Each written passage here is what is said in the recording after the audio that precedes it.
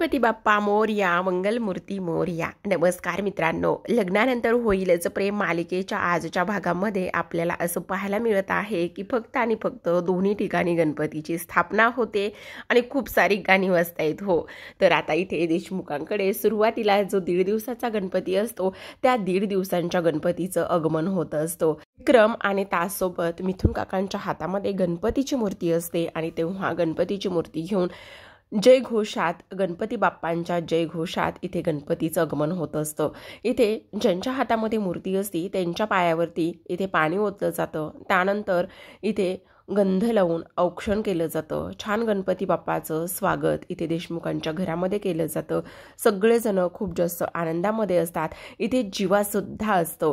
त्याचसोबत आता सगळ्यात महत्त्वाची गोष्ट म्हणजे बाप्पाची गोड अशी गोंडस मूर्ती देशमुखांच्या ह्या बायकांनी पाहिल्यानंतर त्यांना प्रचंड आनंद होत असतो.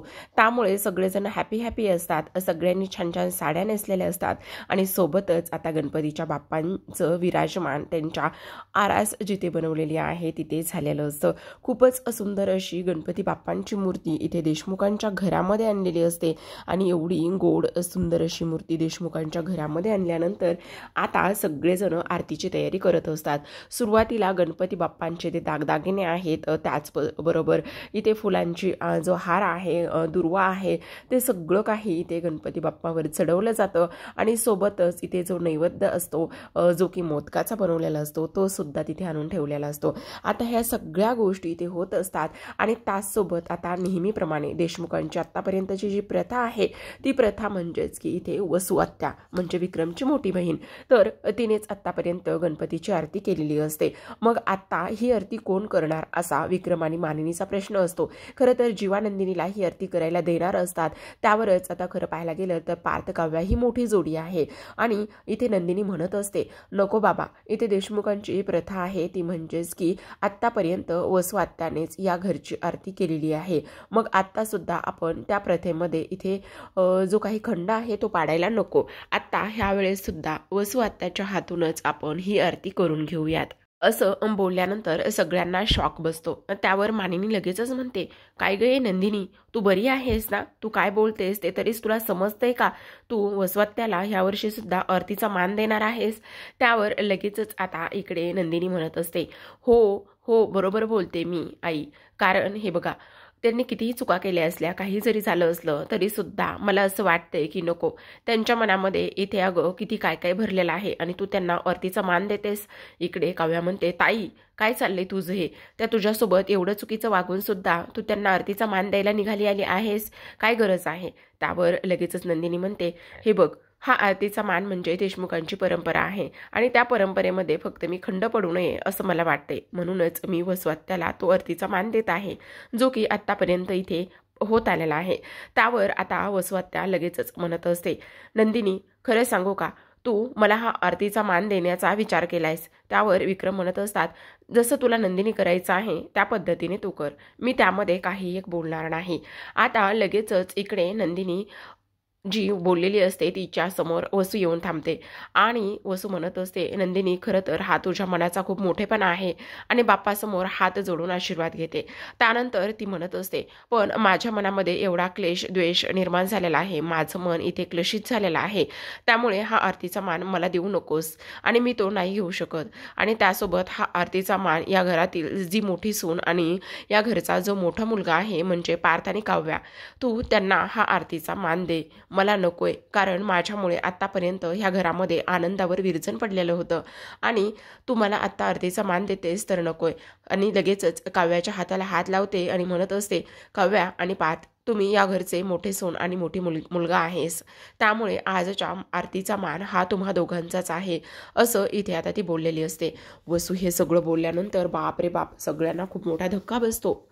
खरंच वसू एवढी सुधारलेली आहे आणि वसूने एवढ्या सगळ्या गोष्टी लगेचच आत्मसात सुद्धा केलेल्या आहेत आणि त्याचबरोबर खरंच हे सगळं ह्या पद्धतीने होऊ शकतं का असं म्हटल्यानंतर आता मात्र इकडे जी काव्य आहे तिच्याकडे दुसरा कुठलाच पर्याय शिल्लक राहत नसतो, तिला आरती करावीच लागणार असते। आता लगेचच रम्या वसूच्या हाताला पकडते आणि धावतच किचनमध्ये तिला ती घेऊन जाते। ती म्हणत असते, आई तुझं काय चाललेलं आहे, तू डोक्यावर पडलीस का? इथे मी पार्थसाठी एक एक दिवस एक एक क्षण झुरत आहे आणि माझ्या पार्थला तू त्या काव्यासोबत आरती करायला पाठवलेला आहेस का? तुला माझ्या इथे आनंद बघवत नाही का? माझ्या आनंदात तुला इथे मिठाचा खडा टाकायचाच आहे का? तू का केलंस असं? त्यावर लगेचच वसू म्हणत असते, रम्या जरा चिल, जरा शांत बसणार आहेस का तू? मी हे सगळं का केलंय याची जरा तुला जाणीव आहे का? किंवा हे थोडंसं समजून तरी घेणार आहेस का तू? हे बघ, हे सगळ्या गोष्टी मी का केल्या आहेत, तर आता हे सगळं जर मी केलं नसतं तर त्या लोकांचा आपल्यावरचा राग अजून वाढत गेला असता। जरी नंदिनीने मला तो आरतीचा मान दिलेला असता तरी सुद्धा, आणि सगळ्यात महत्त्वाची गोष्ट एक सांगते मी तुला, आणि ती म्हणजे की त्यांच्या गुडबुकमध्ये राहायचं असेल तर आपल्याला ह्या अशा छोट्या मोठ्या गोष्टी इथे कराव्याच लागणार आहेत। आत्ता मी त्या मुलीला आरतीचा मान दिल्यामुळे आता मी त्यांच्या गुडबुकमध्ये नक्कीच राहणार आहे, असं वसू आता रम्याला म्हणत असते।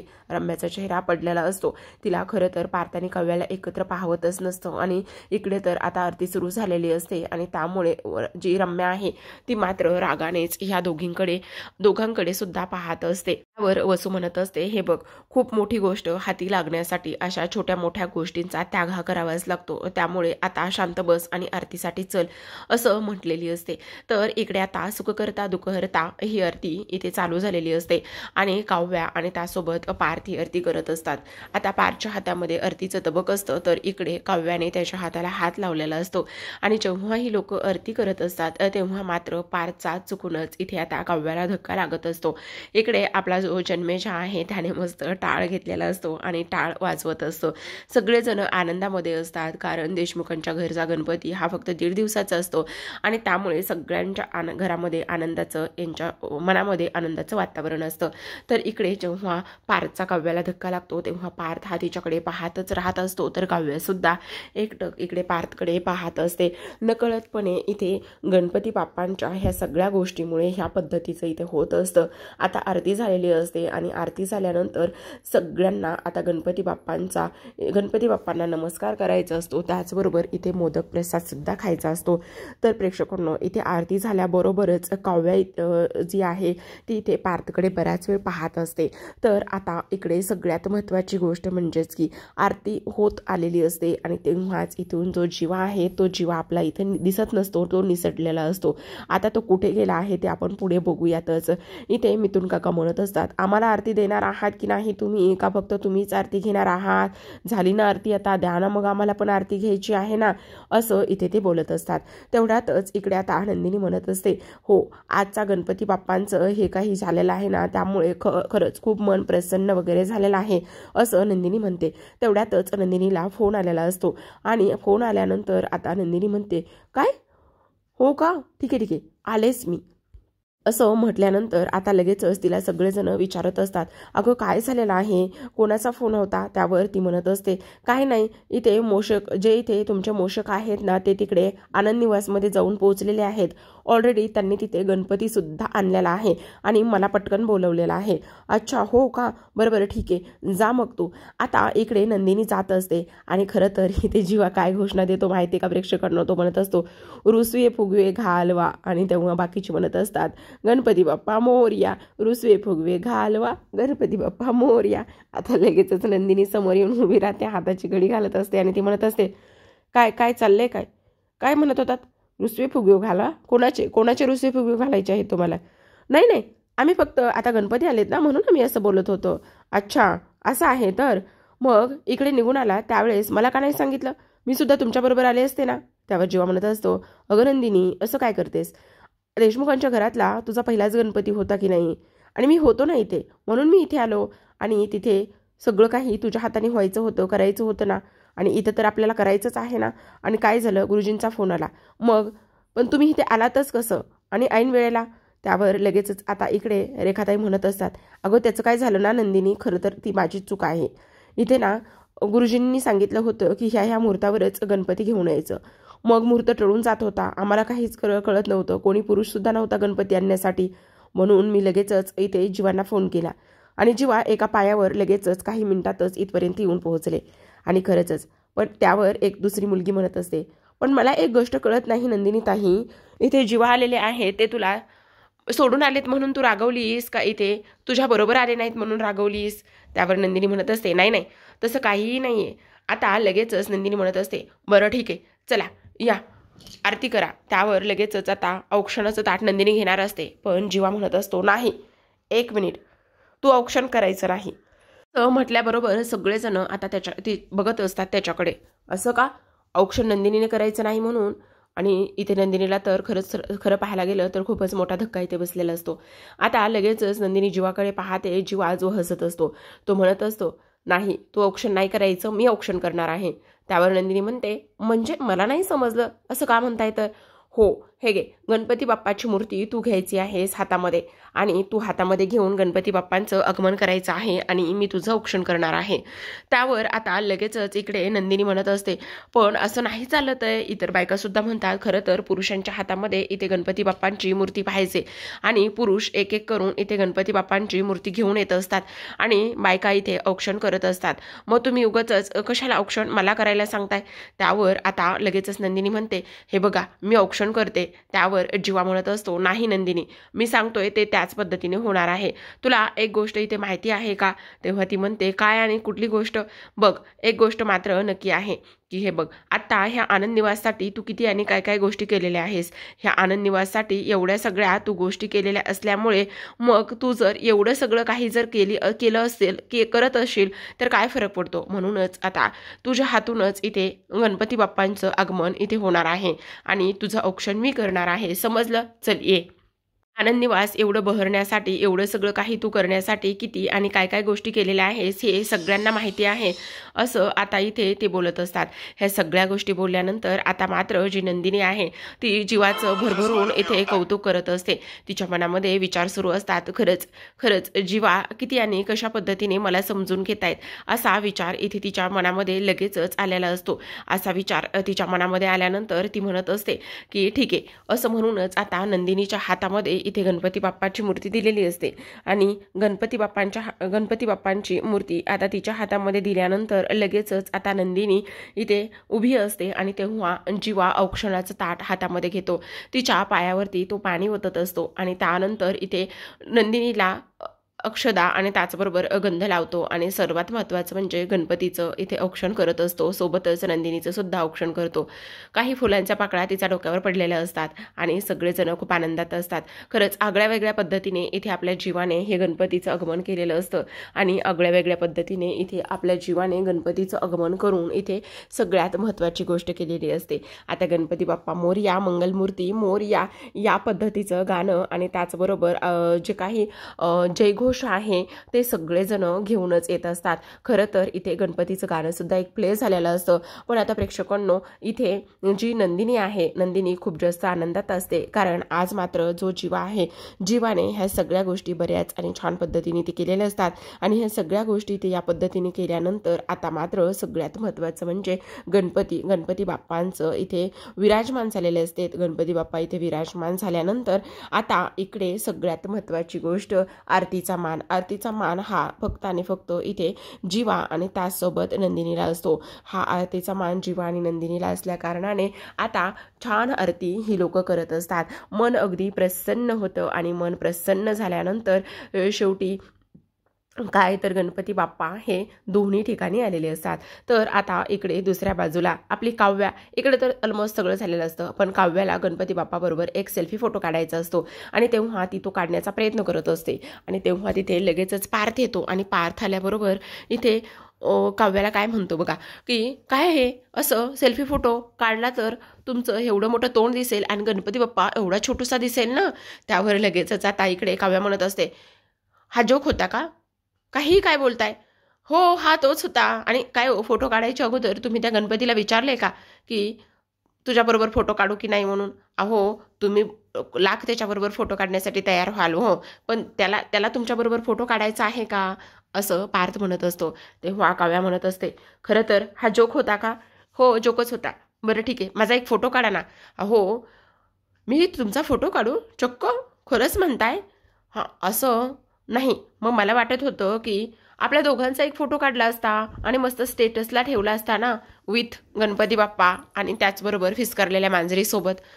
जोक सुचतोय तुम्हाला? जोक सुचतोय? आणि म्हणा ना मग, चला आपण दोघं एक फोटो काढूयात. म्हणलात तर काय बिघडणार आहे? पार्थ देशमुख, तुमचं जरा जास्त होते की नाही? त्यावर आता काव्या म्हणत असते.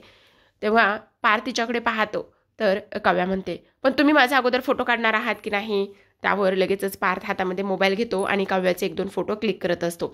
त्यावर लगेचच, आता माझ्यासोबत पण एक फोटो काढूया ना आपण, सेल्फी छान काढूयात ना, काय ना तेवढं स्टेटसला ठेवता येईल म्हणून विचार केलाय जरा. काढणार आहात का? त्यावर आता काव्याला शेवटी पार्थचं मन जे आहे ते इथे मोडता येत नसतं आणि ती म्हणत असते, ठीक आहे, काढते मी तुमच्याबरोबर एक सेल्फी फोटो, पण एकच समजलं का तुम्हाला? त्यावर तो लगेचच म्हणत असतो, हो हो चालेल ना, काहीच हरकत नाही आहे, काढूयात ना आपण सेल्फी फोटो. आणि तेव्हा इथे आता लगेचच पार्थ जो आहे तो काव्याबरोबर फोटो काढण्यासाठी तयार झालेला असतो. तेवढ्यातच आता इथे प्रेक्षकांनो 3 दिवसापासूनचं जे आपल्याला दाखवणारा जो धक्का आहे तो इथे आलेला असतो. कोण? आपल्या काव्या आणि पार्थच्या ज्या वकील आहेत त्या इथे आलेल्या असतात. त्या आल्याबरोबरच म्हणतात, येऊ का मी? बापरे, आता ह्या इथे आलेल्या असतात आणि तेव्हाच सगळे दोघेजण त्यांच्याकडे शॉक लागल्यासारखेच पाहत असतात. त्यांना तर कळतच नसतं की काय चाललंय म्हणून. त्या आल्याबरोबरच खरं तर हे फोटो काढत असतात हे त्यांनी दुरूनच पाहिलेलं असतं, त्यांचं बोलणंसुद्धा थोडंफार ऐकलेलं असतं. तर इकडे दुसऱ्या बाजूला, काय मग मला पण आरती आहे की नाही? आता इकडे हे दोघे वकील साहेब असं बोलल्यानंतर हे दोघे शॉक होतात. तुम्ही इथे? अहो हो, मी इथे म्हणजे आता मला सांगा, तुम्ही आमंत्रण दिलंय म्हटल्यावर मी इथे येणारच ना. आमंत्रण? कोणी दिलं आमंत्रण? म्हणजे ह्यांची माती खाण्याची सवय आणखी गेली नाही वाटतं. त्यावर आता नंदिनी इथे जीवाकडे बघत असते. म्हणजे हे पसारेवाले आहेत तर आहेत आणि शिवाय माती पण खातायत. म्हणजे तुम्हीच मला आमंत्रण दिलं आणि विसरला सुद्धा. मग आता लगेचच जीवा म्हणतो, ते काय झालं ना, इन्व्हिटेशन जे होतं ना ते सगळं ऑलवर गेलं आणि त्यात तुमचा नंबर होता, तुम्हाला सुद्धा इन्व्हिटेशन आलं. अच्छा, हो का? गणपतीचं डेकोरेशन खूप छान केलंय पण. तेवढ्यातच रेखा येते आणि ती म्हणते, हो, जीवा आणि नंदिनी ताईने डेकोरेशन केलेलं आहे. अच्छा, म्हणजे एकत्र डेकोरेशन केले? बापरे, एका महिन्यातच एवढी प्रगती झालेली आहे. तुमच्या लक्षात आहे का, डिवोर्स फाईल करून तुमच्या लग्नाला 1 महिना झालेला आहे. मग आता मला आमंत्रण नसेल तर मी जातो? नाही नाही नाही, असं काय करता, या ना, गणपती बाप्पाचं दर्शन वगैरे घ्या आणि घ्या ना तुम्ही आरती वगैरे घ्या, दर्शन घ्या, तसं काही नाही आहे. अच्छा, पण प्रगती छान आहे. मिळून मिसळून सगळं करताय, एकमेकांच्या मनातलं सगळं ओळखताय. काय मग, काय चाललंय काय? तर इकडे आता लगेचच ॲडव्होकेट म्हणत असतात काव्याला, अच्छा, बापरे, एकत्र फोटो वगैरे काढताय आणि एकमेकांना वेळ देताय, म्हणजे नेमकं काय चाललेलं काय आहे? तर इकडे आता दुसऱ्या बाजूला वकील नंदिनीला म्हणत असतात, त्या एक गोष्ट सांगा की तुम्ही एवढं सगळं एकत्र करताय म्हणजे तुमचं नातं बहुतेक पुढे गेलेलं दिसतंय. आता नंदिनी तर शांतच बसलेली असते. तर इकडे दुसऱ्या बाजूला वकिलांचा प्रश्न असतो, एक गोष्ट मला सांगा, तुमच्या लग्नाला 1 महिना झाला. तेव्हा काव्या म्हणते, काय 1 महिना झाला सुद्धा? म्हणजे तुमच्या लक्षात सुद्धा नाही 1 महिना झाला? म्हणजे तुम्ही तुमचं नातं पुढं नेण्याचा आणि पुढं ठेवण्याचा विचार करताय की काय? आता काव्या विचार करत असते, आता वकिलांना मी काय उत्तर देऊ? मी जर हो म्हटलं तर इथे म्हणजे तुमचं प्रेम फुलतंय असं जर ह्यांच्यासमोर सांगितलं किंवा ह्यांनी जर तसा अर्थ काढला तर उगाचच पार्थ पुन्हा आणखी वेगळा आणि चुकीचा अर्थ काढतील. आमच्यामध्ये फक्त मैत्री आहे असंच मी वकिलांना सांगते. तर इकडे आता पार्थ विचार करत असतो, नाही नाही, फिसकारलेल्या मांजरीला मला गमवायचं नाही आहे, कमीत कमी मैत्री तरी ठेवायची आहे. मी जर सांगितलं किंवा त्यांच्या बाजूने थोडासा सॉफ्ट कॉर्नर दाखवला तर उगाचच त्यांचा गैरसमज व्हायला नको.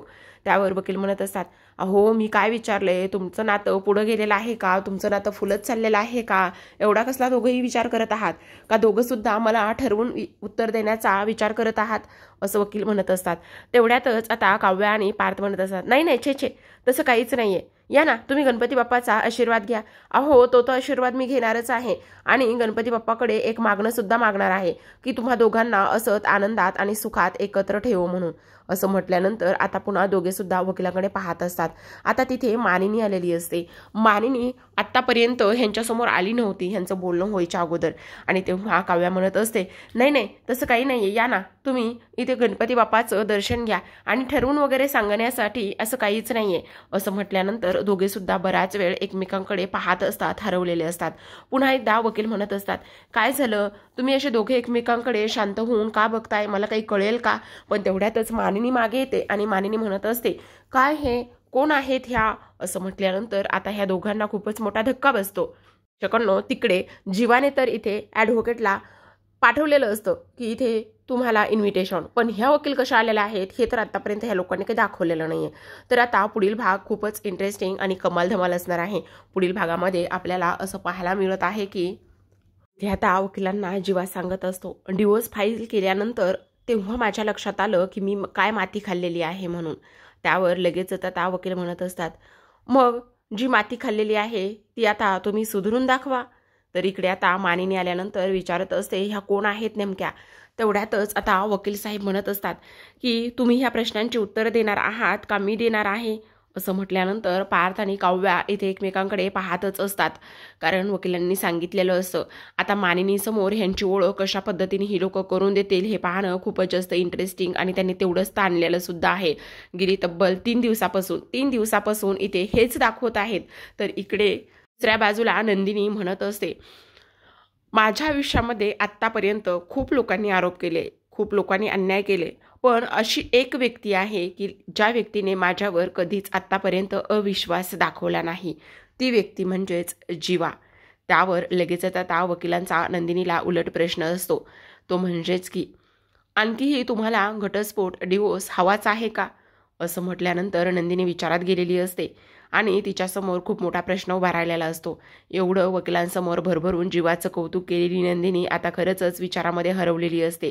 तिला समजत नसतं काय करावं, कशा पद्धतीने उत्तर द्यावं. तर आता प्रेक्षकांनो, तुम्हाला काय वाटतं, नंदिनी काय उत्तर देईल?